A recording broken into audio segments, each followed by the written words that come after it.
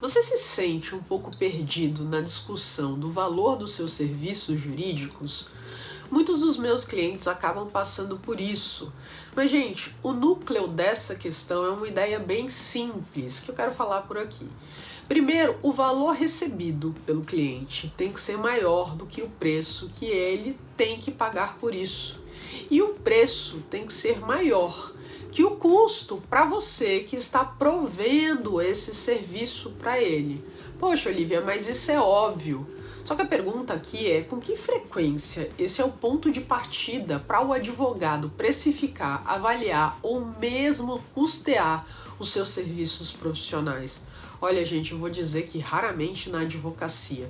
E é sobre isso que eu quero falar nesse vídeo, mas antes deixa o seu like, assina o canal, ativa o sininho para receber a notificação dos próximos materiais.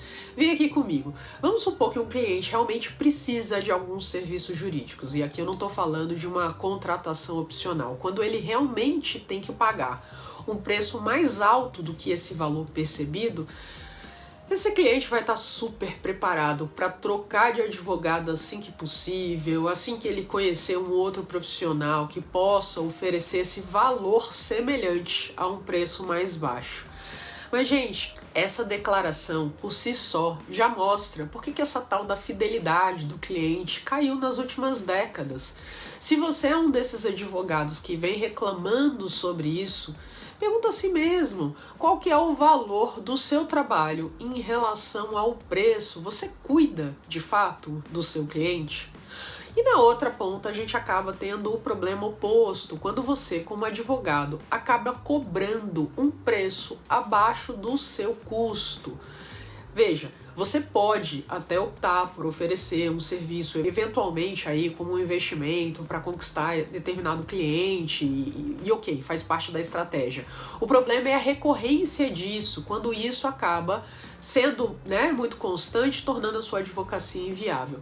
Infelizmente, a maioria dos escritórios de advocacia não está ciente do que o seu cliente valoriza.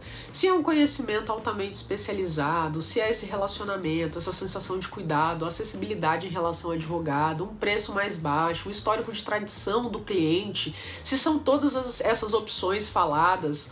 A grande realidade, gente, é que os escritórios dispostos a entender o que o cliente valoriza vão acabar naturalmente montando uma estrutura mais sólida para estabelecer um preço mais justo que o cliente sinta realmente que faz sentido ele pagar. Criar preços com base em informações ruins ou táticas populares de precificação acaba significando problemas para o escritório de advocacia atual. O que eu estou sugerindo, e que parece totalmente estranho para a maioria dos advogados tradicionais, é que eles tentem entender o que os seus clientes valorizam. Isso é um ponto de partida fundamental. Até agora, o preço muitas vezes é estabelecido com base no ponto de vista do advogado e não do cliente. Só que existem três grandes verdades sobre o marketing em relação a preços. O primeiro é que para o comprador, o preço definitivamente é a parte mais desagradável da compra. O segundo ponto é que o preço é a tática de marketing mais fácil de se copiar. E terceiro, o valor representa tudo sobre o produto, o serviço. Os advogados devem mudar para preços baseados em valor. Pensa dessa forma, que o valor é igual aos benefícios percebidos menos os custos que você tem em relação a isso. Quanto mais os benefícios percebidos excederem os custos percebidos, maior a probabilidade do cliente selecionar o seu escritório de advocacia. Compreender essa equação de valor para um cliente individual ou mesmo um segmento de clientes não pode ser baseado em suposições. Você tem que fazer esse dever de casa. Isso significa que você, como profissional, ou mesmo pegar aí uma pesquisa de marketing, deve determinar o que o cliente vê como valor. E, naturalmente, isso demanda trabalho, mas, gente, faz diferença. É necessário. Acaba oferecendo uma estratégia de preços reais em vez de uma política de preço qualquer.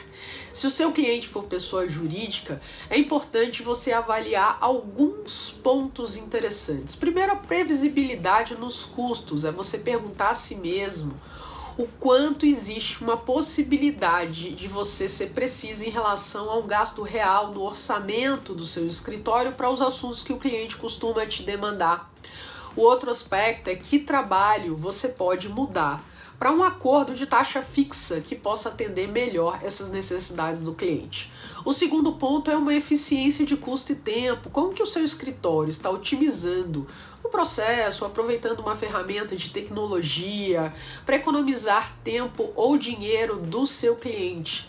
Existe uma combinação diferente aí em relação ao seu pessoal que poderia economizar o dinheiro do seu cliente? Aí eu estou falando de advogados mais sêniores, com mais júniores, ou como você pode encurtar o tempo entre o ciclo de abertura e fechamento de um assunto.